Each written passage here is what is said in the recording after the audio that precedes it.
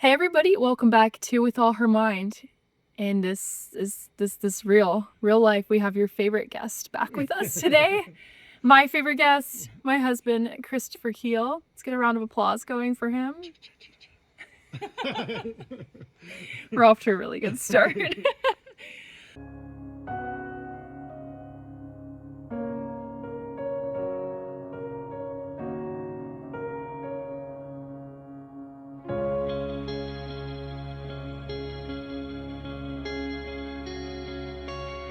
Welcome back to With All Her Mind. I'm really excited to have you on because we're talking about your book writing process, and some controversial topics mixed in there. Our favorite. Yeah, there's so much controversy around this topic. It's kind of like exhausting sometimes, to be honest with you. It's very exhausting. Yeah. Okay, but for people who don't have any context, they don't know what your book is. Can you tell us the title of your book and give us like the little elevator pitch, what it's about? Yeah. So the title of the book is called "Is God a Zionist? Finding God's Story in a World Obsessed with Israel." So good. And I didn't, I actually don't think I could have told you, which is like a total oversight on my part, but how controversial having Zionist in the title would be, because that means something different to every person you ask. I never get the same definition when I'm like, what do you think that word means? Yeah. And so what I realized is how many people don't know what that word means. Yeah. Which I didn't like anticipate that part of this. But it's basically a cultural apologetic written on behalf of what I believe are God's promises for the Jewish people. Mm-hmm. And so the first two chapters are kind of a brief history. They're called The Parting of the Ways, where I talk a little bit about the split between Judaism and the church in the first 3 centuries. And then the next 6 or 7 chapters are kind of a biblical defense, I guess you could say, of just different layers of this conversation as it relates to the Jewish people and the Bible specifically. And then the last 4 chapters are kind of modern implications. So I talk a little bit about dispensationalism and Schofield and Rothschild and all this kind of stuff that's being like thrown around right now. And I just detangle a little bit of this stuff. I talk about the Israeli-Palestinian conflict. I talk about U.S. policy and foreign aid towards Israel. And then I talk AIPAC. People's favorite topic. The big demon that sits on top of the whole world and controls us all, AIPAC. And then I talk a little bit about the Jewish question, which if people are not familiar with that term, that's just kind of, people have been talking about the Jews for like hundreds of years, at least in this kind of conversation. And probably forever. Yeah, but it was for a different reason, which is we could talk about, which is kind of interesting. But the Jewish question specifically means like, what do we do with the Jews? Like, that's like just people talking about like, what do we do? So the Jewish question. So it's related to Jewish influence and perceived or real or kind of all these topics. So that's essentially like a brief outline of the book. Okay, and we're gonna get more into the details of this later on. But before people check out because they're like, oh, just another dispensationalist. Yeah. You're not dispensationalist. No. And actually, most of the Zionists that I know, especially in the scholarship realm, are not dispensationalist. I'm convinced that's just kind of an internet slander going around at this point, that people genuinely really don't know what to make of Israel. And so they think like, okay, everyone's talking about Schofield being funded by the Rothschilds, the Schofield Bible was not funded by the Rothschilds. It was funded by Oxford University, which is Oxford University in England. So for better or worse. Yeah, it's not like you could hate it, but it's not funded by the Rothschilds. And so I think people don't really understand that Zionism exists. Christian Zionism can exist outside of a dispensational framework. I'm not even sure if they understand what dispensationalism means when they say that. Yeah. I'm pretty sure most people who say this to me kind of just hate Jews, and they're like, oh, you're a dumb Christian who believes this, so I'm gonna say you're a dispensationalist when I don't even know what that means myself. Yeah. That's basically like the room temperature that I feel like the conversation is at when I feel like most people are talking to me about it. And now again, these are like a lot of internet comments, so like people are not usually giving their best in the comment section, unfortunately. But yeah, so that's an episode we should do sometime, is talking about being like a Christian in the comment section. Yeah, a Christian in the comment section, because a lot of times the Christians in the comment section are Oh, worse yeah. than the atheists in the comment section. Totally, it's so Or true. just as bad. It's so true. Okay, so what was your purpose or mission in writing this book? Like, Yeah. what made you be like, I gotta write this? Well, I feel like I've been writing this book for 20 years, in some ways, because this issue has been on my heart since I lived in Israel back in 2007 through 2009. So, I've probably read, I don't know, what would you say, 500 books at this point? Something ridiculous. I've read. I've never seen so many books come in the mail before as we had come in while we were in the writing process. Yeah. Wait, we. I mean, I feel like I went through it with you. We kind of were. You wrote it.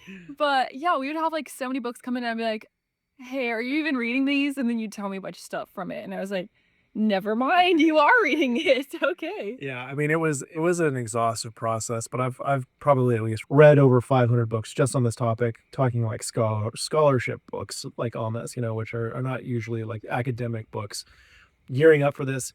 But I tried to translate all of this for people in a way that was like culturally relevant, and you don't have to be a scholar to read this stuff. So it's like, I call it like layman's theology. Like, we're going to talk about things that are in the Bible, but like, you're going to be able to understand what we're talking about. And so I guess I started on that journey 5 or 6 years ago. I started writing, I guess, 2.5 years ago. And I had no idea, when I took this project on, like where the current conversation would be.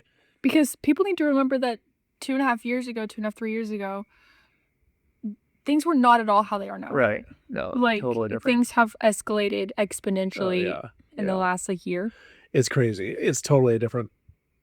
It's totally different right now. And but it's really, to me, speaks to the fact that the Lord put this on your heart. Yeah. Because you started doing this when it was like, well, this is sort of like a given, like Christians support Israel, and like, okay, what's the big whoop? But you were like really digging into the why. I think we've been digging into the why of a lot of things since we got married, of just wanting to know, sorry, this is a side quest I'm going right now. Of just wanting to know, like, as a family, like, what are we about? What do we believe?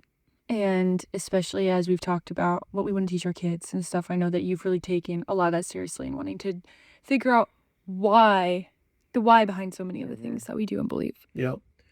And, I was starting to see these questions kind of surfacing, in culture, but it was not nearly like the way that it is now, It's pretty fringe. Yeah. And now, I mean, it's everywhere, and it's, and I've been surprised at how quickly it happened.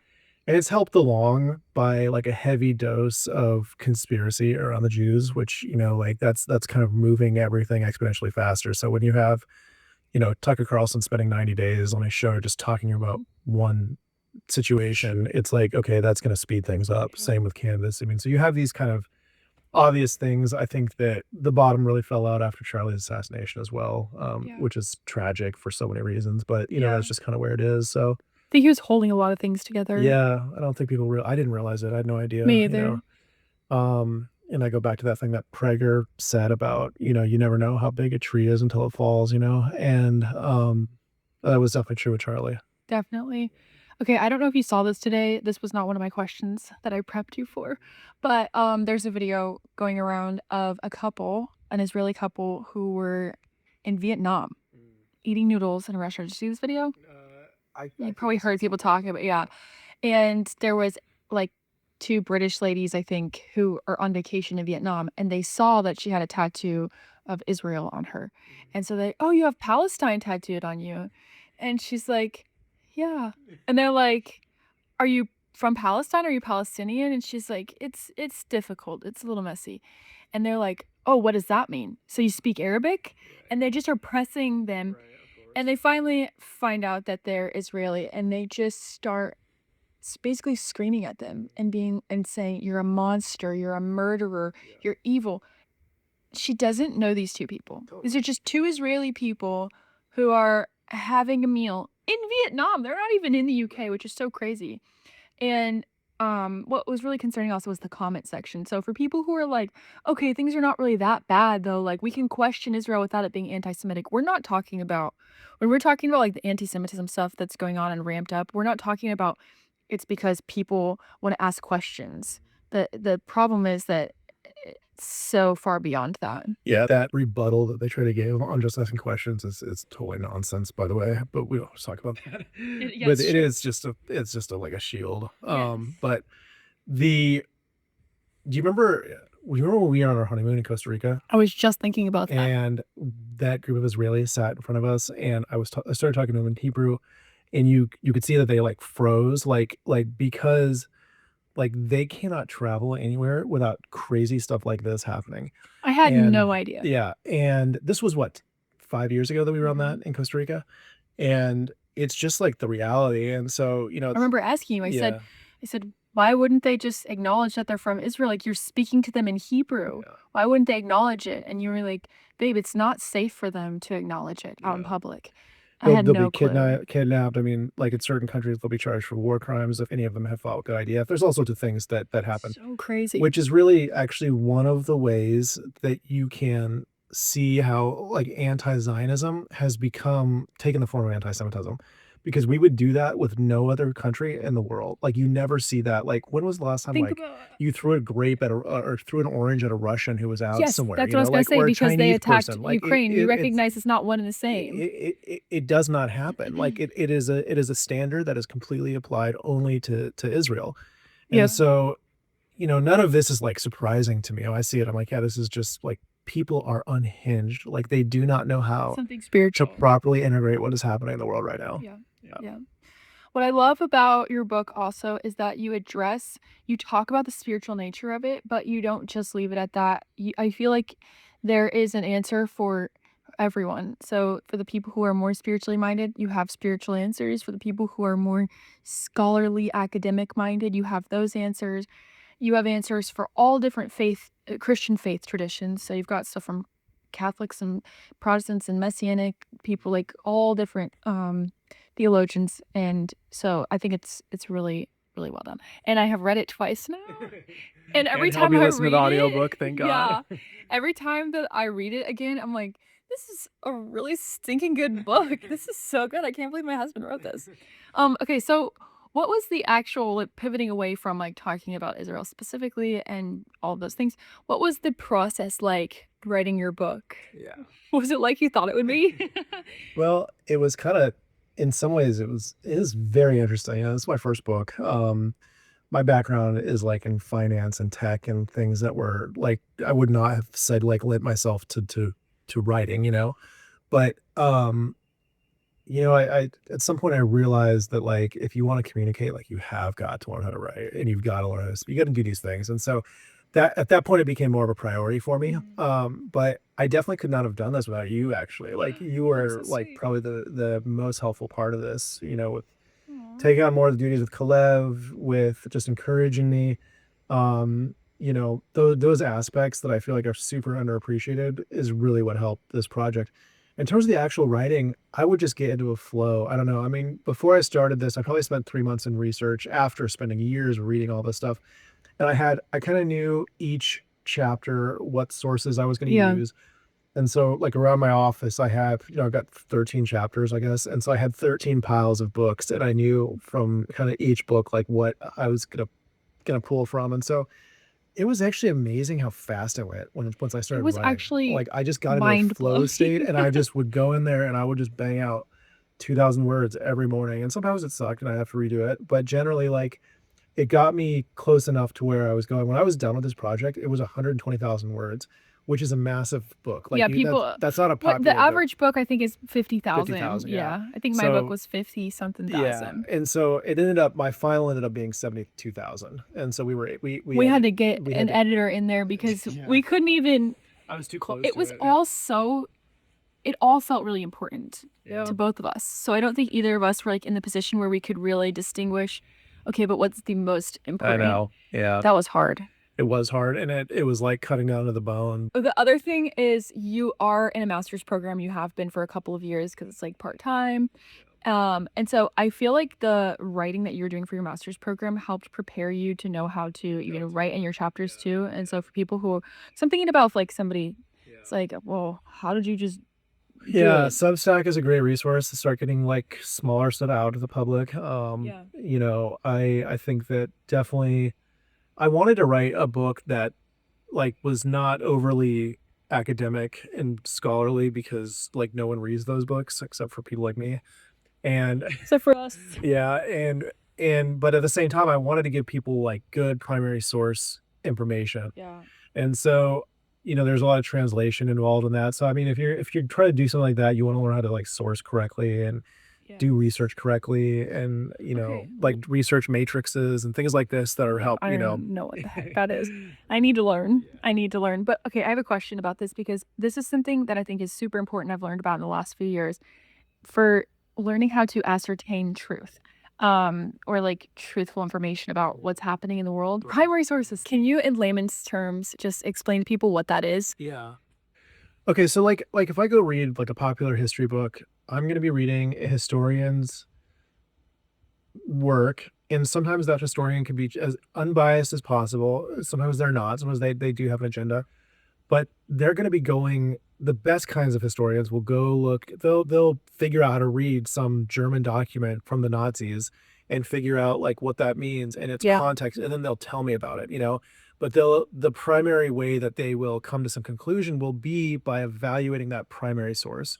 The primary source meaning Being it's that like the that original actual German source. letter that they're saying, this is how we know X amount of Jews were killed in this oven. Like that's a primary source. Okay, so It's like the document where the Germans were actually right, writing they were out. actually saying That would be a yes. primary So source. that's an example of one. Yeah, yeah. When you're studying the start of the Israeli-Palestinian conflict, you can read the letters between all the different people that were interacting on this topic, and so those are primary sources.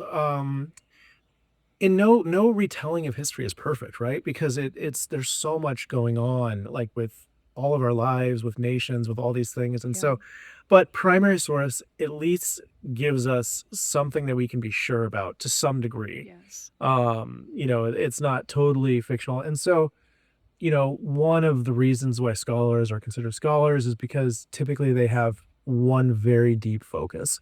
Okay, that focus could be a language, it could be a period of time in biblical history, it could be whatever it is, so I wanted to give people the ability to feel like they're reading, what Luther said about this, or what some of the church fathers said, or what Snapshots into those just primary yes. sources. And then I am putting my own kind of analysis on like where this fits in the puzzle.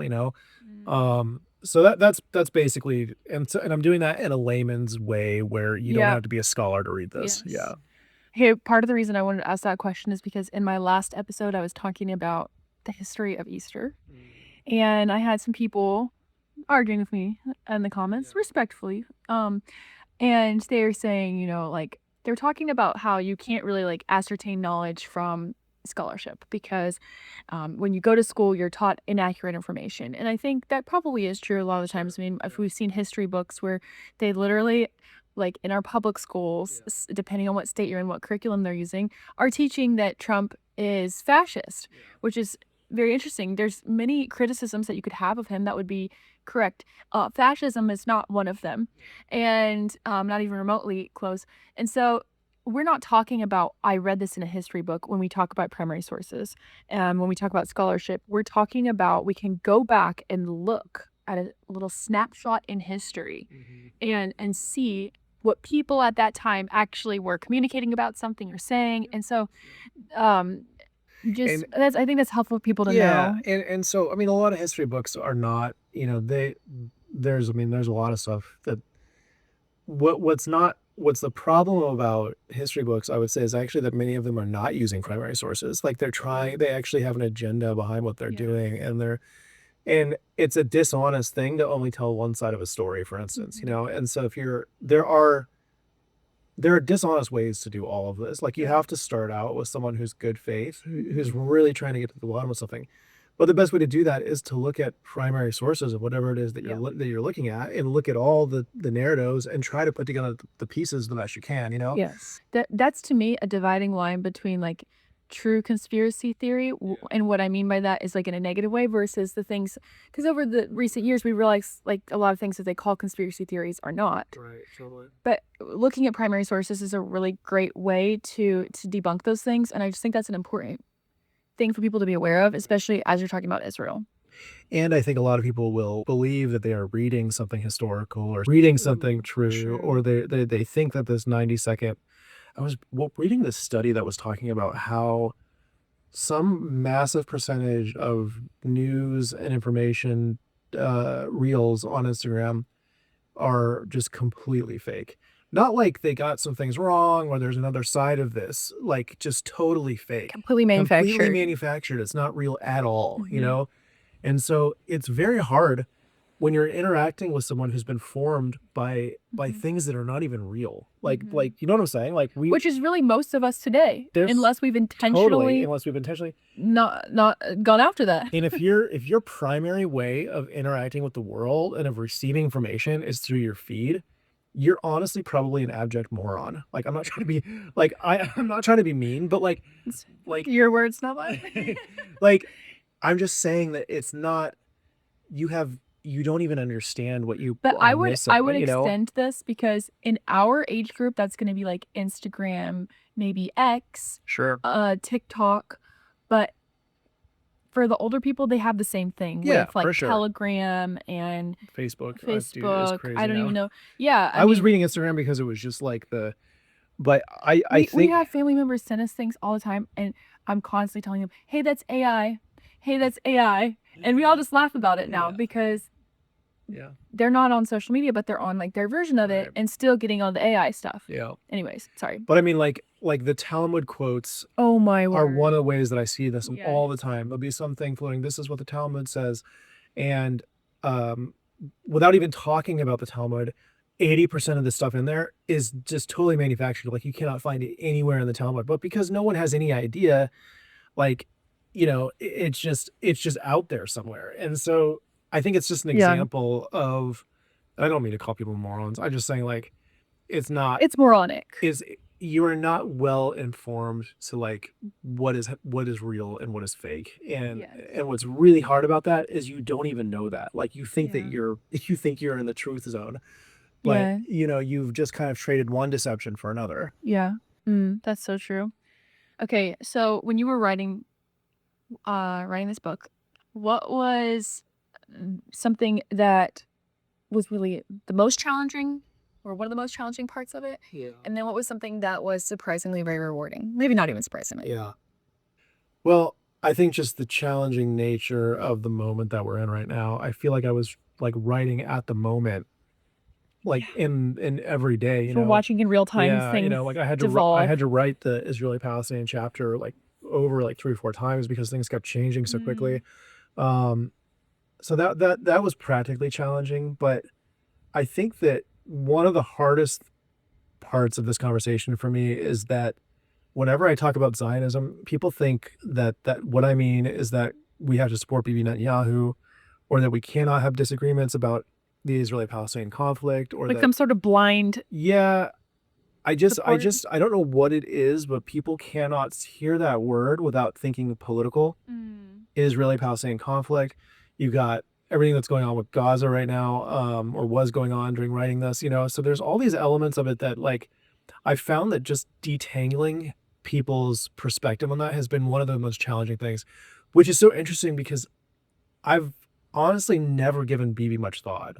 I've never really given the Israeli government much thought. I don't give the American government that much thought. You know what I mean? Like, it's not this kind of thing that I spend like so much time like consumed over it. So to see how much it animates people was very surprising to me, because that's not my orientation towards it.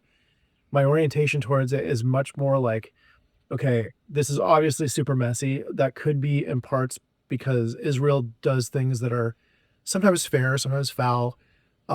Certainly they are surrounded by Islamic nations that have vocally said they want to kill all of them. That can't be easy. To me, it's obvious that God is doing something here, even when it's messy. And so I try to find that storyline, but it has been surprising to me how hard it is for people to find that storyline. Yeah. Because they get consumed with, okay, what I think you're saying when I hear you say that is that you think I should support Bibi, or you think we should be sending all this money to Israel, or X, Y, and Z. And so I think just like getting people to not think at that level has It's been very black and white thinking. very As black and soon white as you thinking. start talking Yeah. about Israel, even though we have like nuanced discussions about pretty much every other country on earth, as soon as we start talking about Israel, it's like People become blind with rage. They Yes. become the woman like yelling at the Israelis in Vietnam. Like it's just, it consumes people. And I don't know what that is. Like I don't know what that is besides a spiritual element. Yeah. Like tell me, there's no reason, if you look at how much money we send to Israel or this tiny country of 7 million, there's no reason why it should make you that angry unless there's something spiritually going on. Like, you know, like I don't see any other reason for it. Yeah. So that's my spiritual part of like, challenging. you know, I go through that in a lot of different ways, but I don't know. It's hard for me to see this moment outside of that lens. Yeah. Okay, and what was something that was really rewarding in the process? Yeah. I don't know. There was just times where I felt like I was in such a deep flow, and writing the last chapter, the conclusion, this was really crazy, but I actually like intensely cried over this for a couple days, which I never cry about anything. And I was like, I was just like, the Lord really like opened my heart towards this conclusion. And I don't know, that was a sweet way to end this project because it had taken so much work and it was so long and it was all these things. And I just feel like the Lord personally met me in that place, you know? So Yeah. yeah. And I mean, it's been amazing. It was on, you know, on 9 bestseller lists on Amazon on the first week. Like incredible.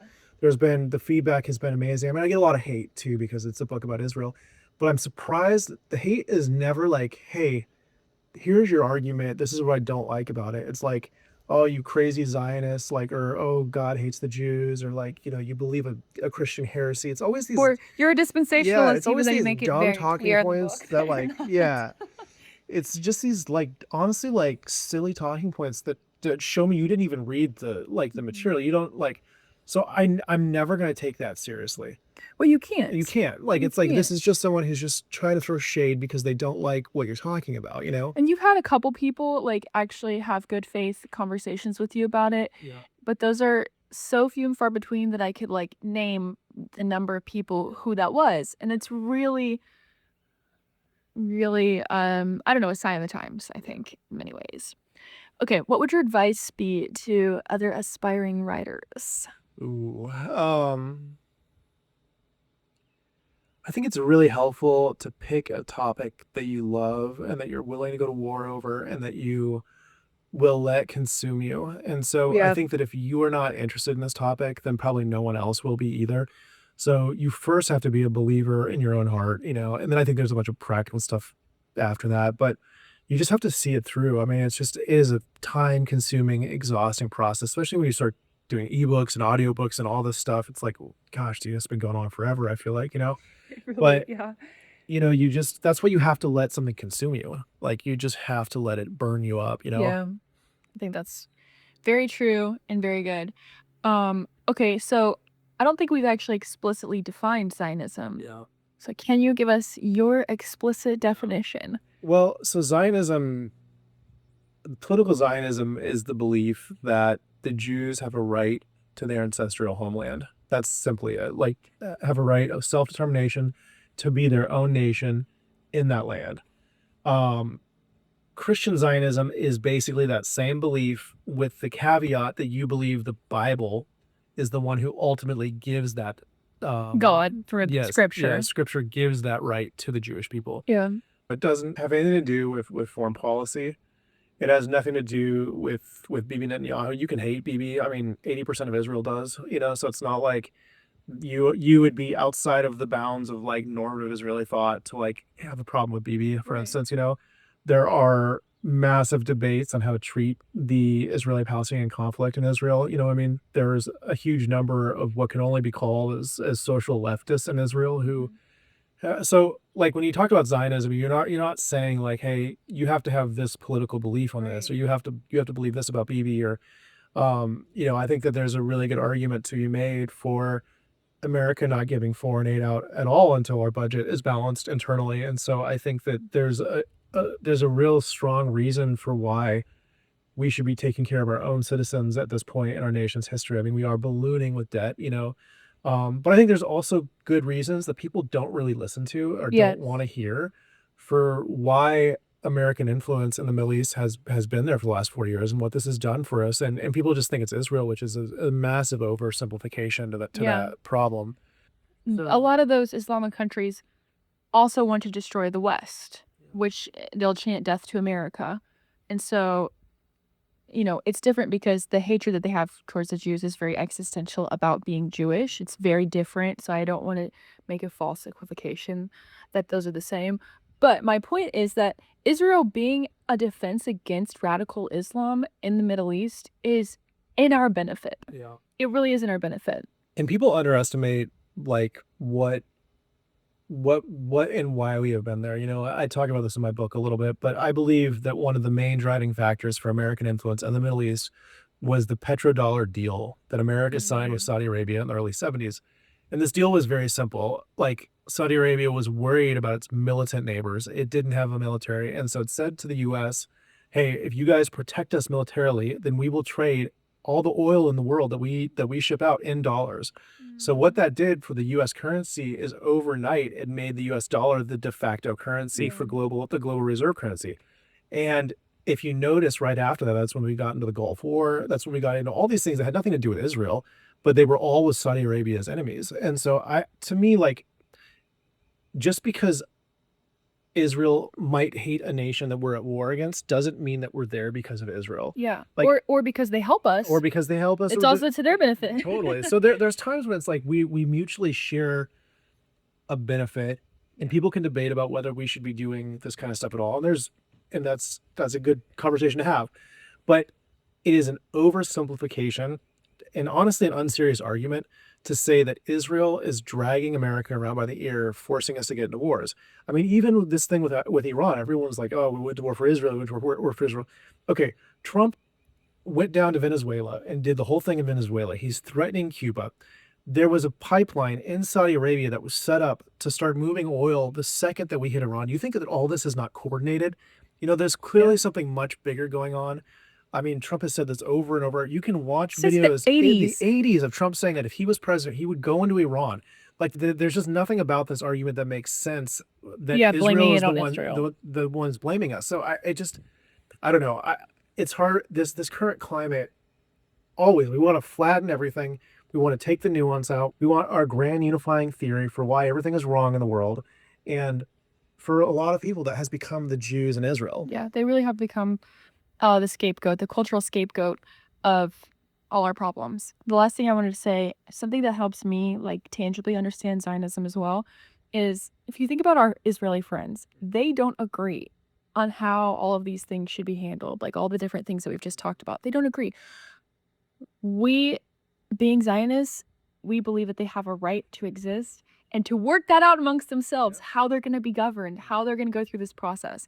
So Zionism is not connected to a political view at all. It's not connected to a political view in Israel.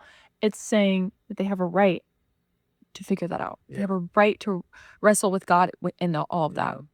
And there's a kind of an old Jewish axiom that says, if you ask 10 different Jews, you'll get 11 opinions. It's just like, that just shows like how even internally divided they are on things, So it's like, again, people want to flatten Israeli society out, pretend it's this monolithic thing that Bibi, the Khazar Antichrist, is running it. And so all Jews are like, it's just, that's kind of the narrative right now. And so I think one of the best things that people can do is just refuse to believe oversimplified explanations of the world, because it's just, they're never true. Yeah. Like, they're never true. Yeah, it's true.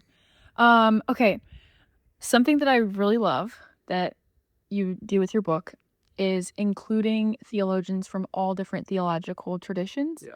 And I love that because whether somebody is a Presbyterian or a Catholic or a non-denominational Christian, they will be able to find really good sources that can help them feel good about supporting Israel. Yeah. And so what are some of the different ways, like how do you see Catholics and Protestants handling the Israel issue differently? Yeah.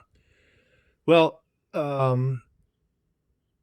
I think that for most people, they're still kind of stuck on Zionism is a dispensational like theological heresy if they're even the pro-Israel people I find can't usually explain their position super well. So it's helpful to understand that many of the church fathers, Justin Martyr talks about this. You have Irenaeus, you have Jerome, you have Cyril of Alexandria, you have Eusebius, all talk about the regathering of the Jews at a future point in time, which is really what Zionism Even Aquinas is. says something. Even Aquinas talks a little bit about it in his Jeremiah 31, 37 treatise. Thank you. And so you can find this idea that the Jews would be regathered one day in the early church fathers, and that's helpful for people to know because people don't understand that. And it's also helpful to understand that when the church fathers spoke disparagingly of the Jews, which many of them did, they always predicated it. So it was a presuppositional argument where the presupposition was like the Jews are outside of Israel, Jerusalem has been destroyed. That means God has rejected them. Okay.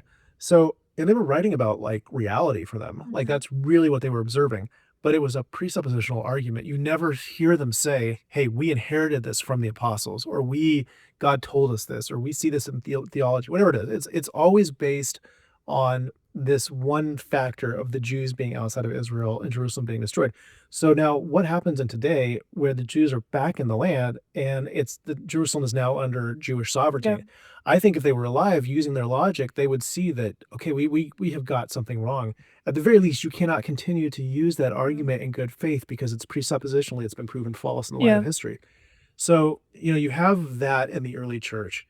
And then you have things like, as soon as the Protestant Reformation happened, this idea took over big time in much of the Reformation. You see it in going all the way back to the 1500s. You have Cromwell, who was in England, who let the Jews back into England because he believed that England would be part of restoring the Jews back to Israel. This is like 1550.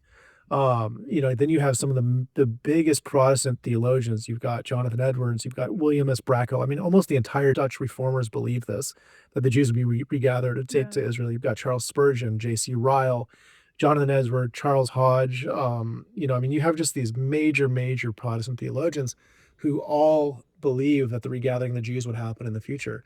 And so now we're like living in that moment. Yeah. And so I'm trying to give people look at the voice of many waters and the tradition of the church and say, guys, this is not, we can find a pattern for this belief all throughout church history.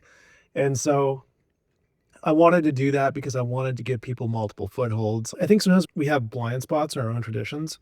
And there's reasons why people choose traditions, but I think that just then to assume that there's total error in another tradition is not the right way to be. What I like to do and what I try to do in this book is try to figure out where is the overlap in this discussion from these traditions. And so that's why I wrote it that way. Yeah, I love that. And there certainly were reformers who were anti-Semitic. Oh, certainly. I mean, Luther. Yeah, Luther was. But that your point is not that there were no Protestant reformers who were anti-Semitic, nor is your point that there were no Catholic fathers who weren't Zionists. Your point is that there's some of each and both all along. There have been 7 major church councils in church history where the church kind of functioned as within its what it would claim is its role as producing doctrine and theology for the church. They're binding doctrine. And not in a single one of these councils was there anything ever related to what we would call replacement theology at this point. Now, obviously, all of the early church, the medieval church, they're always writing. The theologians of the day are writing. Yes. But this is small t theology. It's not small t tradition. Small t tradition, but also small t. I'm not saying it's irrelevant, but it carries less weight in terms of how you would compare it to the church council stuff. Yeah. So, and Protestantism doesn't always recognize this, but a lot of what they do came out of all of these councils and beliefs and their evolutions from these things. And so, what's interesting about this is that I think in the light of history, in the light of reality, even the church fathers who wrote about the Jews never being back in the land, they've been proven wrong. Yeah. And people don't like to hear that. Right. But it's true. And it's annoying when people kind of try to pretend like that's not the case, And so then I think the question becomes, can you throw their arguments out on this issue? Because the foundation of it has been proven wrong in the light of history. And so, anyways, I wanted to give people a brief walk through history on these matters so that they had some basic contours of the map. Yeah. Yeah. I could literally write a book on each chapter, you know? Right, yeah. So I guess what I was trying to do is more explain to people who are like Protestant and have no grounding in tradition whatsoever, like what the heck is a church father? church fathers would be writers and thinkers typically between the 2nd century and the 6th or 7th century. So you're going to have Justin Martyr, you're going to have Irenaeus, Saint Jerome, Augustine, Hippocrates, I think is how you say his name. Hippocrates, thank you. John Chrysostom. There's basically, and not like everybody who wrote during that time is considered a church father. There is like a technical definition that I can't remember what it is, but basically like right after the apostles like discipled other people, and those are called the apostolic fathers. And then I think that the apostolic fathers, then the people that they discipled, a lot of those are what we consider the church fathers, but I don't necessarily know that all of them are. Anyway, so that's a fun little tidbit for people who, like me, want context for like, okay, what is a church father? What does that mean? My last question for you is, what do you think the future of foreign aid to Israel looks like? It's interesting. I think that I wasn't sure how like the uber Zionists were going to feel about this, because I wrote about it in my book, and I said, I actually think that, first of all, some context, for all of the U.S. foreign aid worldwide is less than 1% of the GDP. So not even including Israel, but all of our foreign aid. Yeah. So the idea, I think it's like even less than 0.5%. I think it was like 0.37 or something. So the idea that like that's going to change American lives in some major way, and most of that money also goes to like weapons defense contractors. Like, it's not like we pay Israel, which money. stimulates our economy. So it's not the silver bullet that people think it is. This foreign aid relates to only 20% of what Israel spends on its own defense. So America helps for 20% of Israeli military aid, but which is coming from U.S. defense contractors like Lockheed and Raytheon and these companies. So I think it's probably time for that to be sunsetted. BB invested $100 billion over 10 years. He announced this last year, and more of their own internal defense stuff.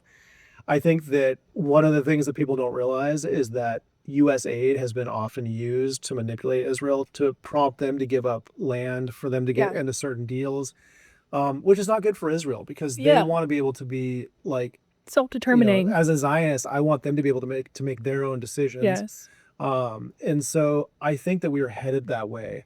And I think if only the foreign aid stops, there's nothing wrong with that. I'm worried that like if America ever starts voting against them in the UN or starts doing things like that, that is a huge problem to me. Like, we can't, like, I do not support that, but I do support a Israeli military and like a Zionist enterprise that is not, it's more self-sufficient, dependent on foreign aid at all. And I think that at this point in the relationship, it's the best thing for both sides. Yeah, definitely.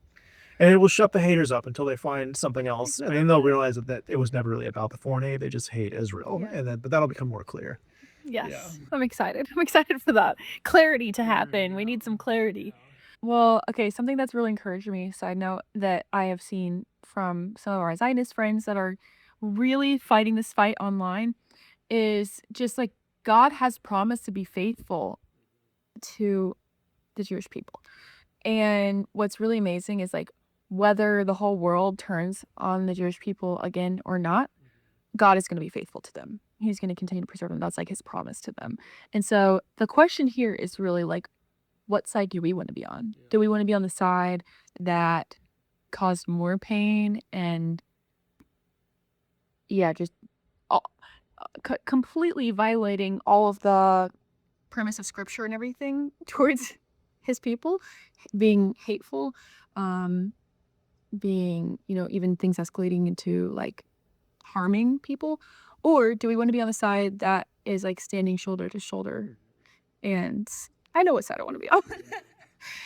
In the conclusion, I write about that scene in the Two Towers, where they've all fallen back at Helm's Deep, and then those elves come, which is one of my favorite parts of any movie, and it's So like beautiful. heartbreaking. I mean, that Tolkien didn't actually write that. That was Peter Jackson, but Good job, Peter Jackson. good job, Peter Jackson. But anyways, the bottom line is that I hope that the church responds in that way for the Jewish people right now, because the level of attack, the level of criticism. I mean, I have so many good friends in Israel that are in so much turmoil right now, because not only have they been living basically under constant bombardment for the last 3 years since October 7th, they have massive internal problems right now. Even like psychologically, depression, anxiety, all these things are so high. They're constantly, people only see Israel responding to things, but it's like, why do you think Israel is responding to that? Like, what do you think? You think Israel's just willy-nilly? You think they just want to? You really think that the primary Jewish concern is just killing Arabs? Like, Yeah, like so it's crazy. like you've clearly like never met a Jewish person, and everything that's happening over there is in response to them being. I mean, so our friends are in bomb shelters 3 or 4 times a day. Imagine like living in that for 3 or 4 years. Imagine every time you go online, like what you're seeing about like what you're supposed to be doing and what you're supposed to be like. It's like it's very, very taxing, I think, for many of them. Mentally, emotionally, And probably so spiritually. I think that as Christians we've got to pray for the peace of Jerusalem, which includes the Arabs. Yes. I'm not saying that like that's not important in all this. It's totally important. Yes, totally. Being Human life Yes, across the board is so important. absolutely important. And to be pro-Jewish does not mean to be anti-Arab or vice versa. Like, so we should be pro both. Yeah. But yeah, that's my Hell riff. So yeah. you can get the book on Amazon. The audiobook will be out next week. You pick up a physical copy or an ebook. Yeah. That's so awesome. Thank you so much for Thanks being for with having me us on, today. babe. And yeah, guys, you got to get this book. It's seriously phenomenal. You might be like, oh, you're biased because you're his wife. But actually, for Chris and I, we're kind of like the opposite. We're like, you're my spouse. I'm going to be. Don't make me look bad. I'm going to be very honest with you. Because, yeah, we need that, though. We need people where we can, like, trust. Yes, that's exactly. It's not like in a mean way. Just we want to be honest with each other, because we both really have like a high level of a high standard intellectually for like what we will and will not accept. That's true. And so, but your book is seriously so good. Every time that I've read it, I've been like, dang, I can't believe he wrote this so good. And then also your website is Present Witness. Is it a Present Witness? No, just Present Witness. PresentWitness.org. Yeah. And you have lots of great blogs on there. If you like reading more deeper theology, that's where that happens. Yeah. Yeah. Because the book really, even with how long it is, it's still not able to like really go into super depth on some of these things. So your blog is a great place to do that. Thanks for joining us, babe. Love you. Thank you too. Bye.